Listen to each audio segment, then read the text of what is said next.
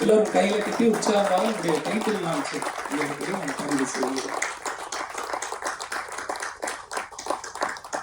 நம்முடைய திரைப்படத்தின் title hit and camera.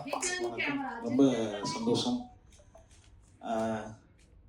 Jeeva sir, அதுக்கப்புறம் சித்தன் ரமேஷ் சார் ரெண்டு பேரும் என்ட்ரிஸ் வரும்போதெல்லாம் நாங்கள் உங்களுக்கு ஆஃபீஸில் சித்தன் படத்தில் ஆஃபீஸில் வாய்ப்பு இருக்குது.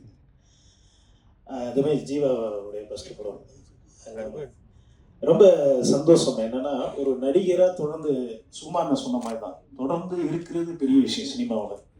அந்த வகையில் இன்னும் மறக்காம அந்த சித்தன் ரமேஷ்ங்கிறது உங்கள் சாங்கு, அந்த குத்து சாங் இன்னைக்கு வரைக்கும் நைட்டெல்லாம் போட்டு உங்களை மறக்க முடியாத அளவுக்கு ஒரு விஷயங்கள் பண்ணிடுறாங்க. இப்போ இந்த இங்கே வந்து சினிமாவில் வெற்றி பெற்றால் தான் நம்ம தொடர்ந்து போக முடியும், அது உண்மை.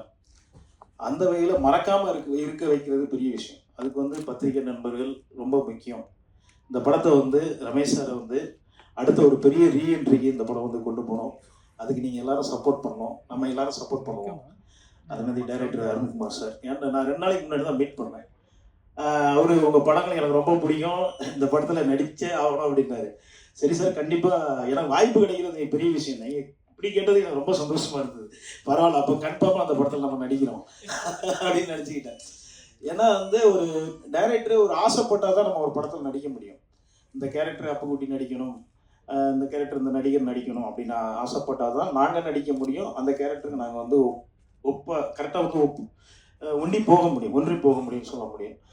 அந்த வகையில் இந்த படத்தில் நடிக்க நான் ரொம்ப சந்தோஷம். எனக்கு ஒரு ஷாக்கான விஷயம் என்ன வந்து டைட்டில் ஓப்பன் பண்ண வச்சது உண்மையாகவே பெருமையாக இருந்தது, எனக்கு சந்தோஷமாக இருந்தது.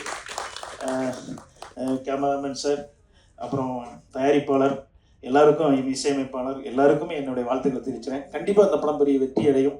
ஆசீர்வாதம், முருகனுடைய ஆசீர்வாதத்தில். நன்றி, தேங்க்யூ.